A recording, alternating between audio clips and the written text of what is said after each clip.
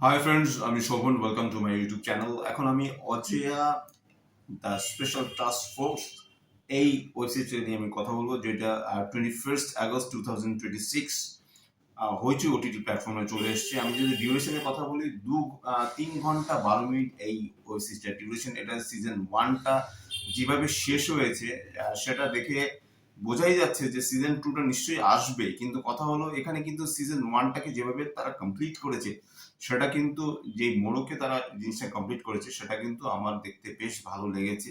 আপনারা সবাই জানেন যে 2 বছর আগে আরজি করে যে একটা মর্মান্তিক একটা দুর্ঘটনা ঘটে, সেটার উপর বেস করে বেসড অন ট্রু ইভেন্টস, সেটার উপর বেস করে তবেই কিন্তু এই আম, অজিয়া যে ওয়েব সিরিজ যেটা হয়েছে ওটিটি প্ল্যাটফর্মে চলে এসেছে, সেটা কিন্তু বানানো হয়েছে। তো কেমন লাগলো দেখুন। আমি যদি এক কথায় বলি, এখানে কিন্তু অনেক ইনফরমেশন দেওয়া হয়েছে। এগুলো মানে সেটাই স্বাভাবিক, কারণ ইনফরমেশন গুলো কিন্তু আমরা একের পর এক পেয়েছি, দীর্ঘদিন ধরে পেয়েছি, এবং তার সঙ্গে তা মানে কত বড় বড় মাথা জড়িত সেই জিনিসগুলোকে নিয়ে যেভাবে জিনিসটাকে দেখানো হয়েছে, সেটা কিন্তু ডিরেক্টর অয়ন চক্রবর্তী খুব সুন্দরভাবে কিন্তু তিনি দেখিয়েছেন। ডিটেলিং বেশ ভালো।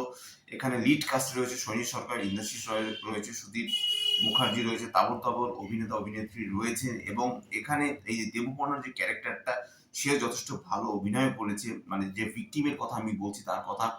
তো সব মিলিয়ে কিন্তু সিরিজটা কিন্তু বেশ ভালো।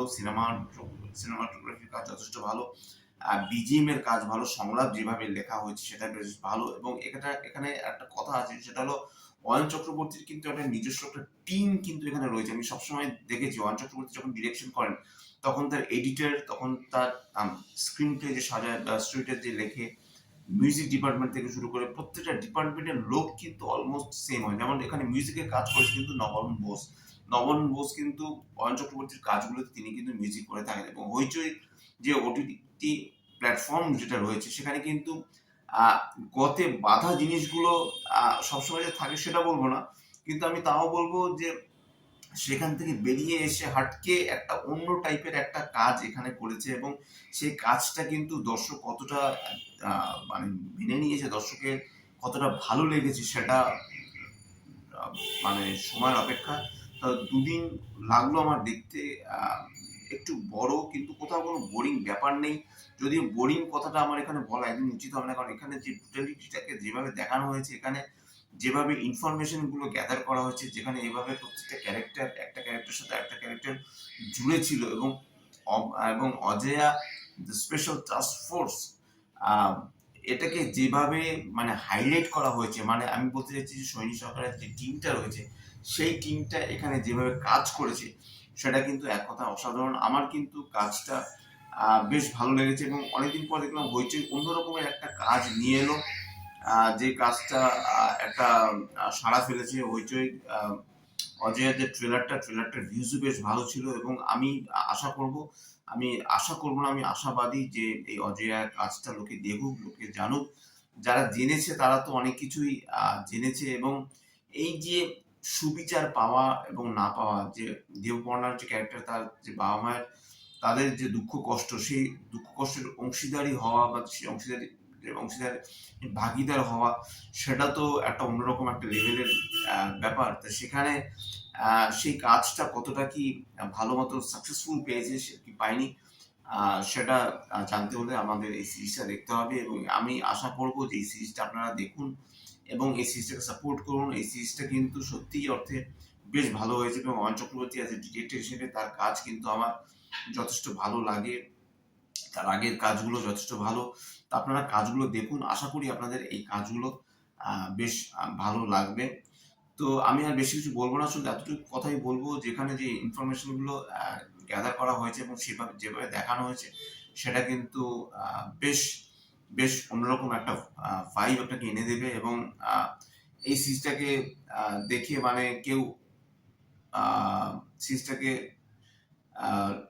একটা অন্যরকম একটা ফিলিং আপনার মনে তৈরি হবে। মানে এখানে যে ব্রুটালিটি গুলো দেখিয়েছে, সেগুলো দেখলে পরে না আপনার না, আপনি ঠিক থাকতে পারবেন না। এবং সেখানে কিন্তু অলরেডি কিন্তু দেখবেন নিজে বেশ কিছু লেখা চলে আসছে, সেই লেখাগুলোও কিন্তু খুব কার্যকরী। এবং সেই লেখাগুলো যেভাবে দেখানো হয়েছে, এবং যে সিনসগুলো এখানে সাজানো হয়েছে সেটা কিন্তু মানে হ্যাটস অফ দিতেই হবে অয়ন চক্রবর্তী এবং তার কাস্ট অ্যান্ড ক্রুজকে।